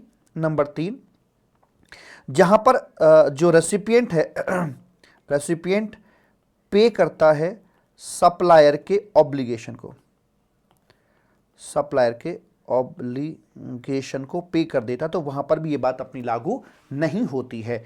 इस पॉइंट को एलैबोरेट करके बताऊं थोड़ा सा? हाँ बता दो सर। जैसे मान लीजिए ये अपना सप्लायर है, यहां ये मालिक रेसिपिएंट है। हाँ बोलो। हाँ हाँ ठीक है। अब मान लीजिए 10 के इसको देने थे, 10,000 रुपये इसको देने बनते थे। अब क्या हुआ, इसने कहा कि भाई काम कर 8,000 इधर दे दे और ये कोई थर्ड पार्टी थी जिसको सप्लायर ने कुछ पैसा देना था, तो सप्लायर ने कहा कि 2000 इधर पहुंचा दियो, तो देना था सप्लायर को पर पे कर दिया रेसिपिएंट ने 2000, ये suppliers obligation paid by recipient. तो मुझे बताइए यहां पर क्या कोई एनी रिवर्सल होगा या नहीं होगा? क्या मैंने पूरी पेमेंट पार्टी को करी या नहीं करी है? नहीं सर, यहां पर कोई रिवर्सल नहीं होगा, फुल पेमेंट हो चुका है, फुल पेमेंट हो चुका है। तो ये मैं मान के चल रहा हूं कि जो हमने पेमेंट कराया है ये 180 डेज के भीतर भीतर हो गया था, तो उसमें इस तरह कोई बात नहीं आएगी निकल के। तो ये मतलब ये भी पेमेंट टू सप्लायर ही माना जाता है। इस बात को थोड़ा सा ये बता रहे हैं ऐसे करके कि ऐसा मत करना जैसे मान लीजिए सारा का सारा पैसा थर्ड पार्टी को दे दिया, आप बोलोगे आपको तो पैसा आया नहीं, रिवर्सल करना। नहीं भैया, आपके ब्याह पर दिया तो वो आप ही को दिया है। सर अमेंडमेंट कहां है? कुछ नहीं अमेंडमेंट, इसमें शब्दों को सुधारा गया है, बाकी कुछ नहीं है। इतना लिखा गया है कि ये जो था ना प्रोपोर्शनेट अमाउंट, यहां से शब्द को काट के पे करेगा, पे एन अमाउंट विद इंटरेस्ट, खड़ा के लिखा हुआ है ये पे एन अमाउंट। आउटपुट लायबिलिटी में ऐड करवाने के बजाय सीधा ये बोल दिया है पे एन अमाउंट। आपको फुल या प्रोपोर्शनेट जो भी बनता है वो अमाउंट आपको यहां विद इंटरेस्ट पे करना पड़ जाएगा। तो ज्यादा कुछ ऐसे नहीं है, प्रोसीजरल चीजें हैं, तो कोई अमेंडमेंट प्रैक्टिकली है ही नहीं यहां पर। ठीक है जी। उसके बाद आगे बढ़ते हैं मालिक, और आगे क्या है निकल के यहां पे ये अपनी बात हो जाती है and last date to book ITC. बताइए क्या होती है? नंबर 3 पर आ जाओ। Last date to book ITC क्या होती है? हम कब तक आईटीसी अपना बुक कर सकते हैं? ये तो कैसी अमेंडमेंट है जिसे आप पहले से जानते हैं कि मैं क्या करवाने वाला हूं। हाँ बताओ चलो। सर जी इसमें वो होता है, क्या बोलते हैं, भगवान झूठ ना बुलाए, 20 अक्टूबर ऑफ नेक्स्ट फाइनेंशियल ईयर, और जो हमारी एनुअल रिटर्न होती है ना, उसकी एक्चुअल फाइलिंग की डेट, उसकी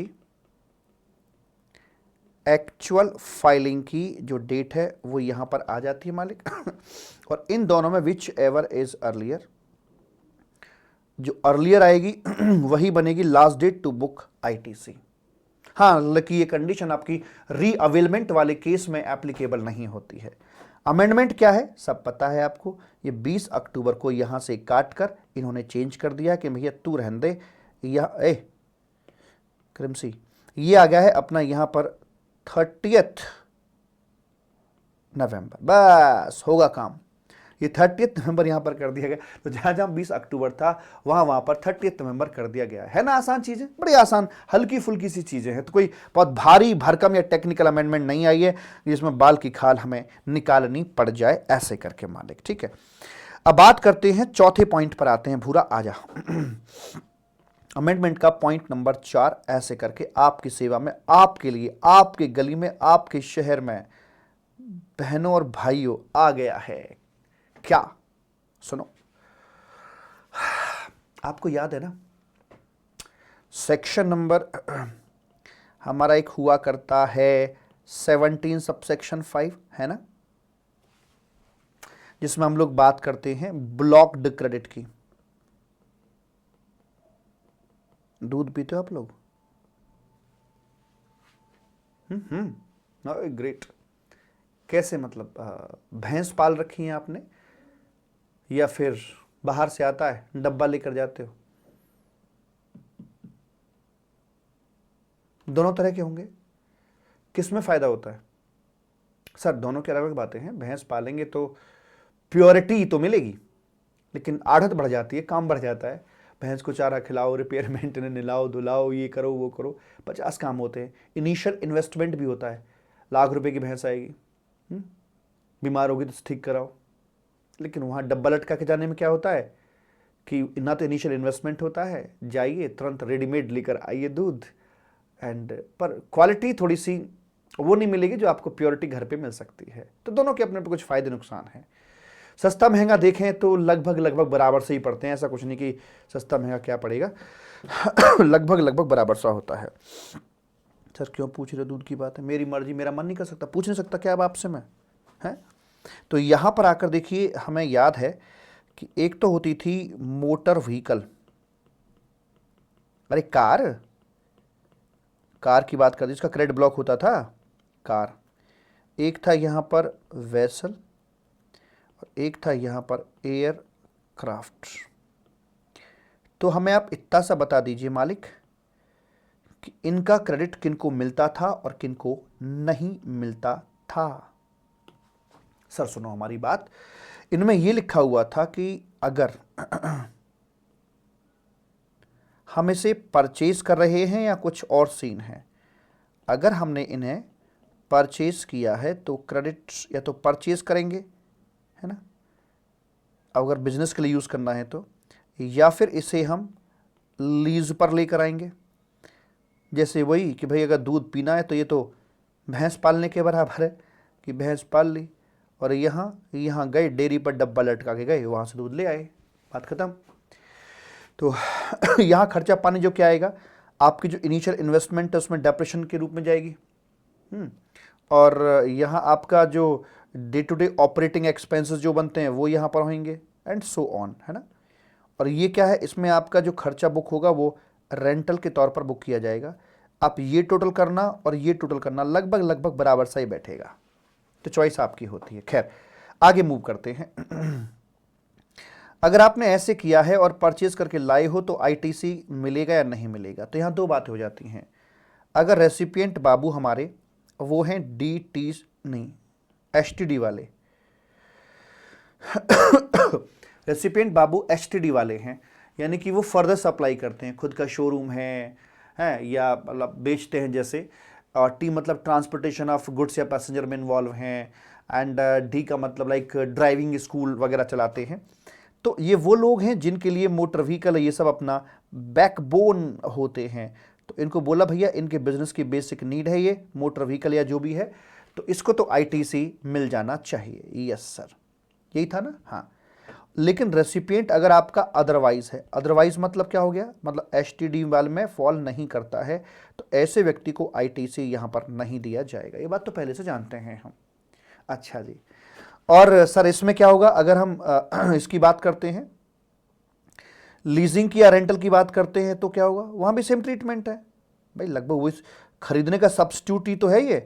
तो वहां पर भी वही चीज बोली कि देखो मैंने कॉपी करके पेस्ट मारा है, तो यहां पर आकर भी सेम चीज ऐसे करके बोल दी जाती है। प्रेम से बोलेंगे राधे राधे, ठीक है। अमेंडमेंट कहाँ है, अमेंडमेंट कुछ नहीं, सर्कुलर आया था एक, तो सर्कुलर ने क्या पूछा है कि देखो ये जो हम लीजिंग वर्ड इस्तेमाल कर रहे हैं, ये जो, तो ये लीजिंग किसकी लीजिंग, मतलब मोटर व्हीकल, वेसल, एयरक्राफ्ट या किसी और की, सिर्फ ये लीजिंग इन्हीं तक लिमिटेड है या कुछ और भी है, बस यहीं तक। समझ में आई बात। वो कह रहा लीजिंग में मोटर व्हीकल, वेसल, एयरक्राफ्ट के अलावा भी कुछ और की बात कर रहे हैं, ना ना ना, कुछ और की बात नहीं कर रहे हैं, इनके अलावा कुछ और है। जैसे बस है, बस तो इसमें नहीं आ रही ना मोटर व्हीकल के अंदर, क्योंकि यहां 13 या उससे कम लोगों की बात करते हैं हम लोग। तो बस की लीजिंग करोगे तो इस सिस्टम में ब्लॉकेज में फॉल नहीं कर रही है। तो लीजिंग का मतलब इन तीनों से ही था। समझ में आ गई बात। तो बात कभी कभी बड़ी अजीब सी और अटपटी सी लगती है, लेकिन फिर भी जब सर्कुलर है बोर्ड का तो भैया बताना तो पड़ेगा ही पड़ेगा। ऐसे करके मालिक यहां पर बात बोल दी जाती है। प्रेम से बोलेंगे राधे राधे। चले साहब, हाँ साहब चलिएगा। अब एक चीज मैंने आपको और बतानी है यहां पर आकर, और वो क्या है, यहां आ जाइए नंबर 5, 5वें नंबर पे आके वो आता है आपका, हमारे पास स्ट्रक्चर बना हुआ है थ्योरेटिकल, सरकार का प्रपोज्ड सिस्टम क्या है और सरकार का as of now current system क्या है रिटर्न्स वगैरह को लेकर। तो इसमें कह रहे हैं, भगवान झूठ ना बुलाए बिल्कुल भी, कि देखिए ये सप्लायर है, सरकार का ड्रीम है ये है, ये जीएसटी का पोर्टल हो गया, ये यहाँ पर अपना जीएसटी का पोर्टल हो गया। सरकार कहती है कि तू यहाँ से जाएगा, GSTR1 फाइल करेगा, यहाँ से यहाँ आएगा, 2B में निकल के आएगा, फिर तू अपना यहाँ से GSTR2 भरेगा, फिर भरने के बाद यहाँ से क्रॉस क्वेश्चनिंग होएगी, इधर आ जाएगा तू, और यहाँ पर आकर फिर ये कुछ अगर मिसमैचिंग हो रही है तो GSTR1A आएगा, कुछ अगर चेंज करना है तो यहाँ चेंज कर देना 17 तारीख तक, है ना। ये था बाई 10th तक ये देना, 11th बाई 11th तक ये था, बाई 15th तक ये इसको बोला गया था, है ना। एंड उसके बाद यहाँ पर फिर क्या है, GSTR3 भी नहीं 3 फाइल करना बाई 20th, है ना, और ऐसे करके, और इसे करना by 17th of next month. तो ये सरकार का प्रपोज्ड प्लान था जिसमें कई सारे फॉर्म इस्तेमाल हो रहे हैं, 1 है, 2 है, 3 है, ये है, 2 भी तो खैर ऑटो जनरेटेड है, ये फाइल नहीं करना होता, गवर्नमेंट से आता है ये तो। करंट सिस्टम क्या है? करंट सिस्टम ये है कि ये सप्लायर है, ये रेसिपिएंट है, ये पोर्टल हो गया, ये भी यहाँ पर पोर्टल हो जाता है, ठीक है ना मालिक? हाँ सर ठीक तो है, दिक्कत तो कोई है ही नहीं। तो यहाँ से जाता है GSTR1 जाता है,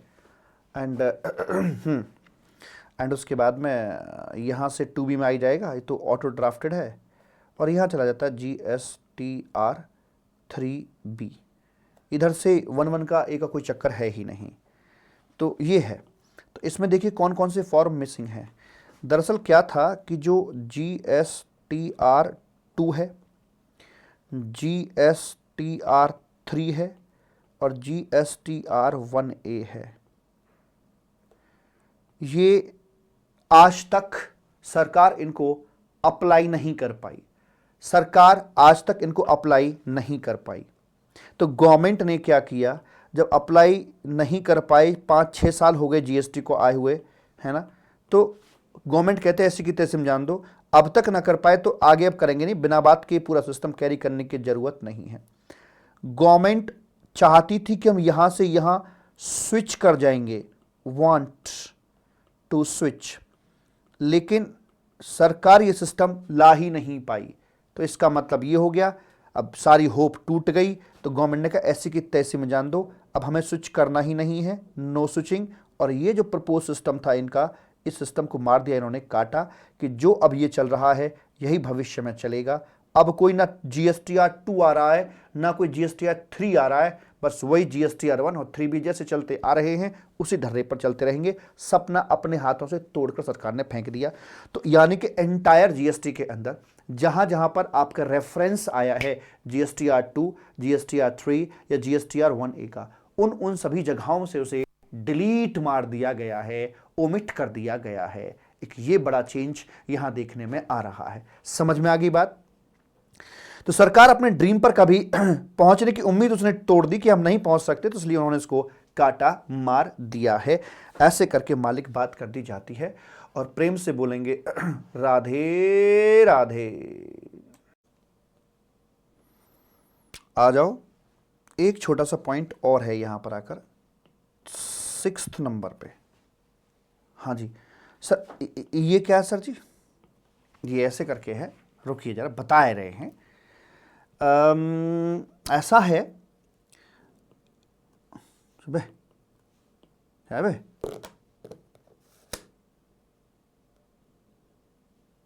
अरे एक मिनट,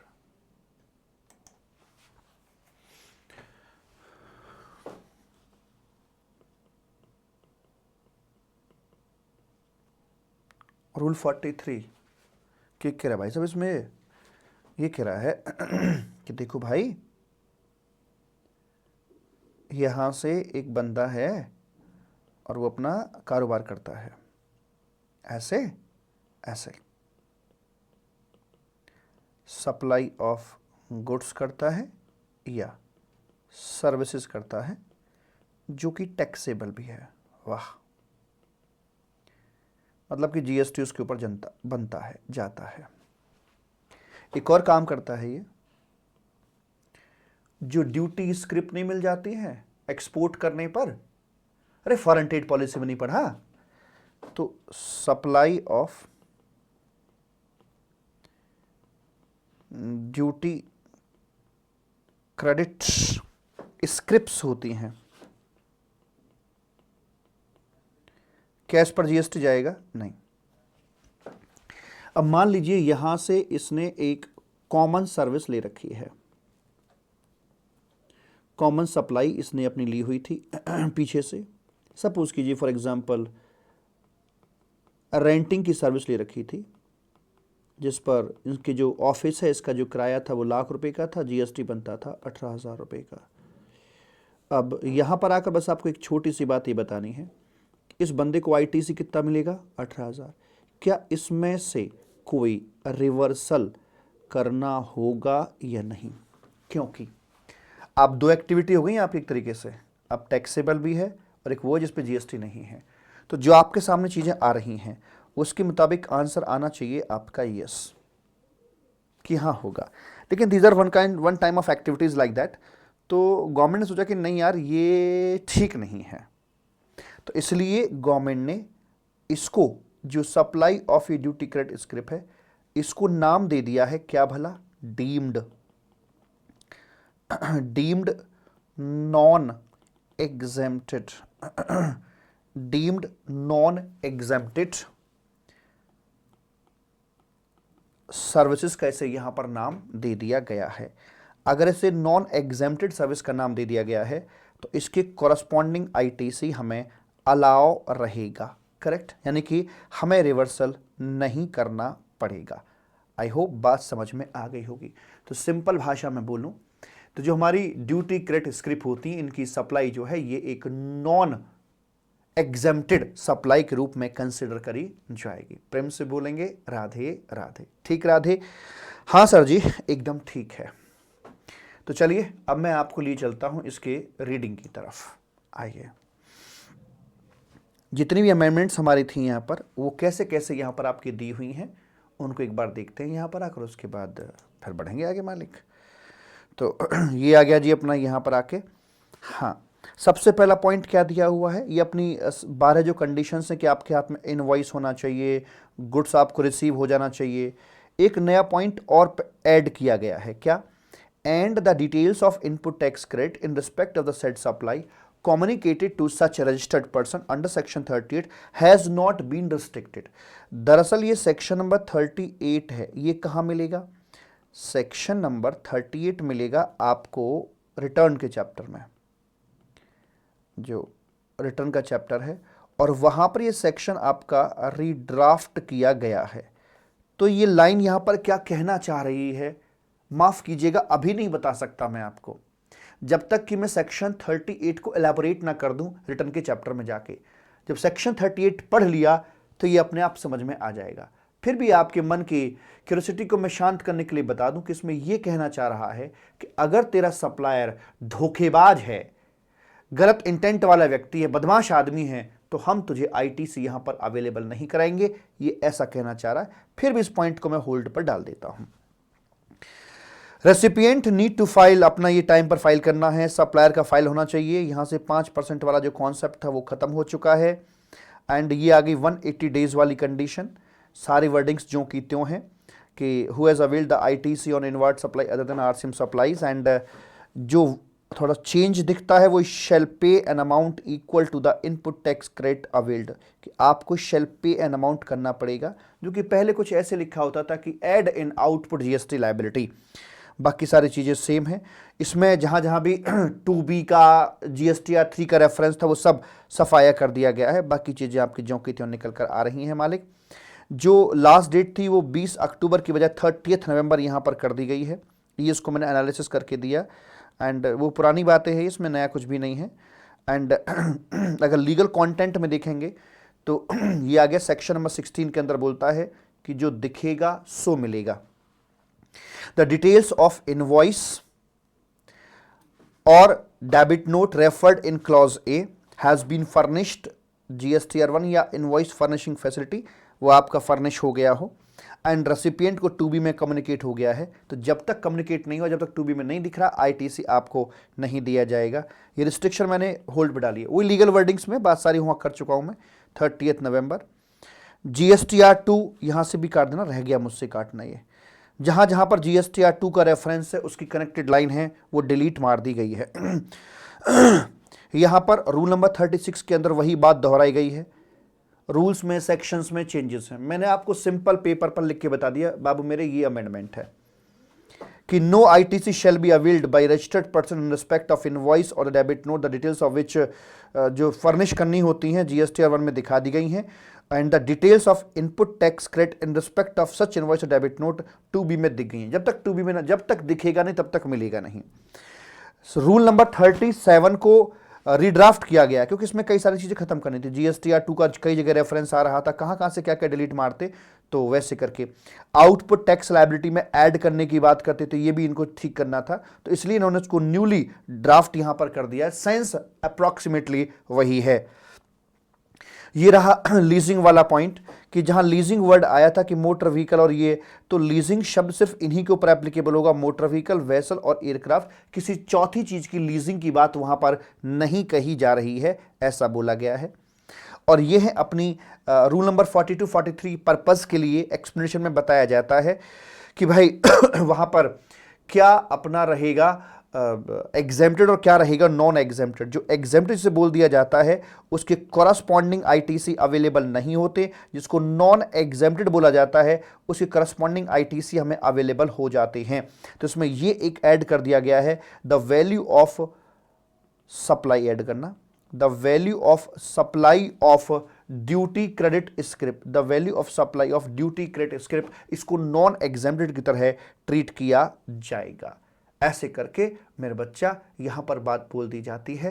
प्रेम से बोलेंगे राधे राधे। ठीक है राधे? हाँ सर जी बिल्कुल ठीक है। अब बढ़ते हैं मेरे बच्चा आगे।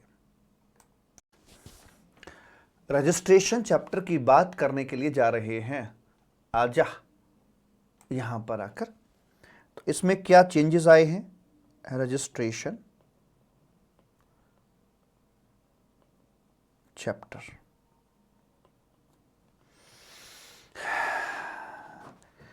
इसमें आता है एक आपका सेक्शन नंबर 29 करके।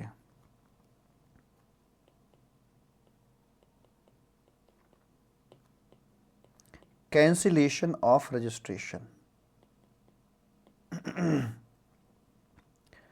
कैंसिलेशन ऑफ रजिस्ट्रेशन एंड तो मुझे बताइएगा जरा कि जब रजिस्ट्रेशन कैंसिल किया जाता है बाय द ऑफिसर तो उसके कई सारे बेस होते हैं। उनमें एक बेस ये भी आता है कि अगर आप अपनी रिटर्न लगातार फाइल ना करो तो आपका रजिस्ट्रेशन कैंसिल करवा दिया जाएगा। तो आप मुझे बता सकते हैं कि वो लगातार वाला पीरियड कितना बनता था? हैं, देखते हैं यहां पर आकर कि अगर मान लीजिए मैं रेगुलर स्कीम का हिस्सा हूं, ठीक है, या फिर मैं एक कॉम्पोजिशन स्कीम का हिस्सा हूं। रेगुलर में ना दो बातें हो जाती हैं। एक बात आ जाती है उसमें कि हम QRMP quarterly return monthly payment वाले कैटेगरी में आते हैं, या फिर हम अदरवाइज हैं सॉरी, या फिर हम अदरवाइज में आते हैं। ये बताइए भाई साहब क्या कहना चाहते हो आखिरकार आप? और इनके लिए तो भाई साहब कुछ है ही नहीं ऐसा। तो कंपोजिशन स्कीम तो अपने आप में है स्कीम एक, है ना? हाँ सर जी बिल्कुल ठीक है, और कौनो दिक्कत वाली बात यहां पर नहीं है। अब ये तो हमने ऐसे करके यहां पर खींच दी लाइन। मुझे बताइए कि इनकी वैसे रिटर्न की फ्रीक्वेंसी क्या होती है? बात कर लेते हैं यहां पर आकर, थोड़ा स्पेस भी ठीक से क्रिएट करते हैं। अच्छा पॉइंट है ये सर। जहां तक सवाल है रिटर्न की फ्रीक्वेंसी को लेकर,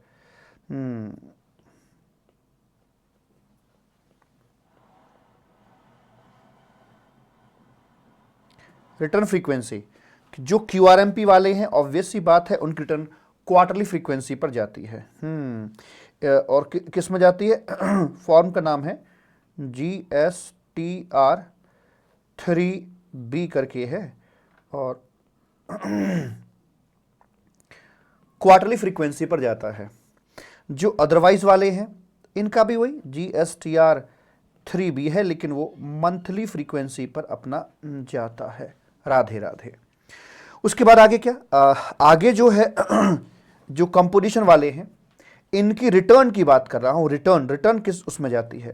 रिटर्न जाती है इनकी GSTR4 में जाती है, और वो एनुअल फ्रीक्वेंसी पर जाती है।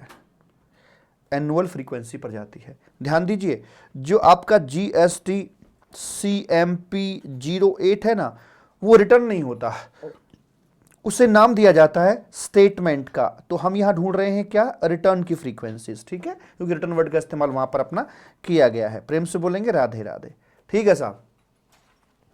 अब यहां पर बता क्या रखा था? पहले आप अपनी पुरानी नॉलेज को ध्यान में लेकर आइए। वहां पर क्या क्या सीख रखा था आपने कि वो अगर आपकी रिटर्न मिसिंग हो जाती है कितने पीरियड के लिए, तो पहले वाले में लिखा हुआ था कि अगर आप 6 महीने गायब रहे, 6 महीने तक आपने रिटर्न का चेहरा नहीं दिखाया, तो हम आपकी आरसी को ना कैंसिल कर देंगे। QRMP वाले में बोलता था कि अगर आप 6 महीने गायब रहे तो ऐसी की तैसी। GSTR4 के लिए बोलता था, कंपोजिशन वाले के लिए बोलता था कि अगर आपने 3 क्वार्टर तक अपनी रिटर्न नहीं दी तो तुम्हारी ऐसी की तैसी। अच्छा, मैं एक छोटी सी आपको अपडेट कर दूं, जो GST-CMP08 होता है ये स्टेटमेंट तो होता ही होता है, और ये क्वार्टरली फ्रीक्वेंसी पर अपना जाता है, ठीक है जी। इसकी क्वार्टरली फ्रीक्वेंसी होती है। तो मैं इसकी बात यहां नहीं कर रहा हूं, मैं रिटर्न की बात कर रहा हूं। तो मैंने GSTR4 का नाम लिखा है, तो ये मिसिंग था। अब इसमें कुछ करेक्शंस करने की जरूरत पड़ी। क्या करेक्शन किया गया और क्यों किया गया? तो पहली बात ये समझिए जरा यहां पर आकर कि भाई साहब एक बात बताओ, आप क्या बोल रहे हो? आपको पता भी है आपकी जो रिटर्न है वो जाती तो एनुअल है, और आप ये कह रहे हो कि अगर 3 क्वार्टर तक रिटर्न मिस कर दी तो कैंसिलेशन कर देंगे। क्या ये बात गलत नहीं है? रिटर्न जाती एनुअल है और आप क्वार्टर की बात कर रहे हैं, तो यहां कुछ एनुअल फ्रीक्वेंसी वाला कुछ बोलिए ना। तो इन्होंने यहां पर बोला कि अगर आपकी रिटर्न ड्यू डेट के 3 महीने तक नहीं आती है तो फिर आपका हम जो रजिस्ट्रेशन है वो कैंसिल कर देंगे। अच्छा, इसकी ड्यू डेट क्या होती है वो भी समझ लीजिए। ड्यू डेट इसकी होती है, ड्यू डेट जो होती है वो है मालिक GSTR4 की 30th April of next financial year. अगले साल का 30th अप्रैल यहां पर होता है। तो जो ड्यू डेट की यहां पर बात कर रहे हैं ना, 3 मंथ्स, तो दैट इज ड्यू डेट के 3 महीने तक, यानी कि अप्रैल से मई जून जुलाई, यानी कि 31 जुलाई इतने तक आपने अपनी रिटर्न नहीं भरी तो आपकी आरसी कैंसिल कर दी जाएगी। तो वैसे करके है। तो ये जैसे मान लीजिए एग्जांपल के तौर पे मैं आपको बताऊं, मेरी रिटर्न है फॉर द पीरियड 21-22 की, ठीक है, ओके जी। और इसकी ड्यू डेट क्या पड़ेगी सर? अगले साल का 30 अप्रैल, तो 30 अप्रैल 22-23 करता हूं इसको मैं, ये है 22-23, ड्यू डेट पड़ेगी 30/4/2023 करके। और इसकी जो कट ऑफ है कि वहां तक हम सब्र कर सकते हैं, उसके बाद कैंसिलेशन हो जाएगा। कट ऑफ है 3 महीने यानी कि 31 जुलाई 2023 करके। तो जो शब्द थे ये गलत थे, तो इनको यहां पर लाकर अमेंड कर दिया गया है। तो अमेंडेड पोजीशन आपकी यहां पर दी हुई है। एम आई राइट? Yes sir. दूसरी बात, ये जो कह रहे थे कि GSTR3B क्वार्टरली आपका यहां पर जाता है मतलब, लेकिन यहां बोल रहे थे कि 6 महीने तक नहीं गया, 6 महीने तक नहीं गया, 6 महीने तक रिटर्न नहीं दी। तो क्या ये सही बात है? क्या शब्दावली ठीक है? आपका जो फ्रीक्वेंसी वो क्वार्टरली पे है और आप ये कह रहे हो कि 6 महीने तक रिटर्न नहीं आई, तो मंथ का नाम लेना उचित बिल्कुल भी नहीं है। क्वार्टर में बोलो ना, 1 क्वार्टर, 2 क्वार्टर, 4 क्वार्टर, इतने क्वार्टर तक रिटर्न नहीं आई तो हम आपका कैंसिलेशन कर देंगे। तो बात समझ में आई। तो उन्होंने इसका कर दिया, सॉरी 2 क्वार्टर, कि 2 क्वार्टर तक अगर आप, बात तो ये 6 महीने, लेकिन शब्द को सुधारा है कि 2 क्वार्टर तक आपकी रिटर्न मिस रही तो हम वैसे में दिक्कत हो जाएगी। फिर ध्यान दीजिएगा, ये मंथली फ्रीक्वेंसी पर जाता था, 6 ही महीने थे, वो कोई इसमें कोई दिक्कत नहीं, इसमें चेंज नहीं है, वो 6 महीने का 6 महीने रहेगा। तो प्रैक्टिकली उनका जो इंटेंट था वो कुछ बदलना नहीं था, प्रैक्टिकली इंटेंट ये था कि जो गलत शब्दावली आ रही थी उस शब्दावली को ठीक यहां पर करना इनका ऑब्जेक्टिव था। मेरे बच्चा, मेरे भूरा, मेरे कबूतर, ठीक है? हाँ सर जी, एकदम ठीक है, और कोनो दिक्कत वाली बात दूर दूर तक नहीं है। ऐसे करके हमारी बात हो जाती है। एक और चीज है इसके अंदर, एक और चीज क्या है, वो ये है कि देखो साहब ऐसा होता है, पूछे ना हमसे कैसा होता है, पूछो पूछो, पूछते काहे नहीं है, डर क्यों जाते हो, पूछिए। कि यहां पर बात छोटी सी है, एक रूल नंबर 21A में कुछ बात हुई है कि यहां पर आकर आपका जो रजिस्ट्रेशन है वो सस्पेंड हो जाता है। Registration certificate, RC registration certificate, वो हो जाती है सस्पेंड। और बेटा आगे चलकर सस्पेंशन का हाल कैंसिलेशन होता है। सस्पेंड हुई थी because of non filing of return, क्योंकि हमने रिटर्न फाइल नहीं कर रखी थी, चिट्ठी विट्ठी आ गई, कहो रिटर्न फाइल करो, ये करो वो करो। अब मुझे क्या करना है, मैं किसी चिट्ठी का जवाब नहीं देता, एंड ऑल जो मेरी पेंडिंग रिटर्न्स थी मैंने सबको अपना फाइल कर दिया, ब्याज इंटरेस्ट वगैरह जो उनका बनता था सब दे दिया। जिस वजह से सस्पेंशन हुआ था वो वजह मैंने दूर कर दी, मैंने सारा का सारा उनको दे दिया है। अब मुझे बताइए मेरा सस्पेंशन विड्रॉ हो जाना चाहिए कि नहीं होना चाहिए? तो जो ये सस्पेंशन हुआ था, मेरी आरसी को जो सस्पेंड कर दिया था, तो सस्पेंशन जो है उसे डीम्ड टू बी रिवोक्ड हो जाएगा, मतलब कि वो अपने आप में खारिज मान लिया जाएगा। इतनी सी बात यहां पर बोली गई है। प्रेम से बोलेंगे राधे राधे। चले राधे, पढ़कर देख लें एक बार। हाँ जी चलिएगा।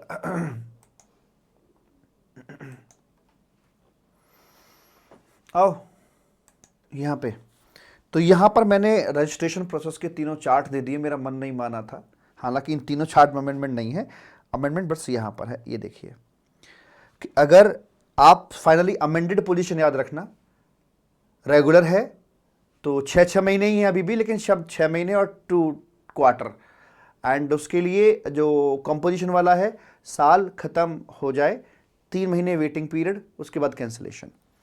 तो compose during the financial year not to file return for the financial year and 3 months from due date expire हो चुके हैं, तो कैंसिलेशन के लिए तैयार रहें। रेगुलर स्कीम में 6 महीने नॉर्मली, QRMPM में है तो 2 टैक्स पीरियड, और इनका टैक्स पीरियड होता है क्वार्टर, बोले तो 2 क्वार्टर की बात यहां पे करके चल रहे हैं।